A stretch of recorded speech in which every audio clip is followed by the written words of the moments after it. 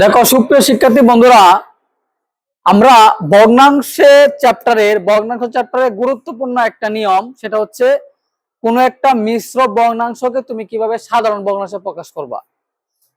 তাহলে মিশ্র ভগ্নাংশকে সাধারণ ভগ্নাংশে প্রকাশের নিয়মটা হচ্ছে এই মিশ্র ভগ্নাংশ সমান সমান তুমি লিখতে পারবা যে পূর্ণ সংখ্যাটা দেওয়া থাকবে, পূর্ণ সংখ্যা গুণন হচ্ছে হর প্লাস লব বাই হচ্ছে হর।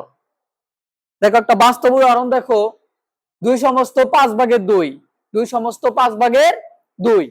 তার মানে কি, যে হরটা বসে যাবে নিচে, কারণ এখানে কি আছে, হর আছে, তাহলে এবং হর কত 5 বসে গেল।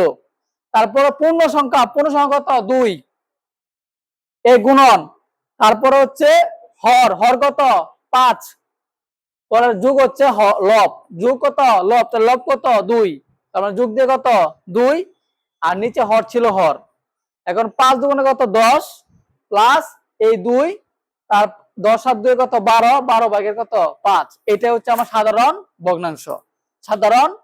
ভগ্নাংশ, যেটাকে আমরা শর্টকাটে বলি যে এটা গুণ এটা যোগ, এটা গুণ এটা যোগ। আমরা এইভাবে বলি যে এইটা আর এটা কি করতে হবে, গুণ করতে হবে, এটা কি করতে হবে, যোগ করতে হবে। এটা মূলত হচ্ছে এই সূত্রটা। আশা করি সবাই বুঝতে পারছো।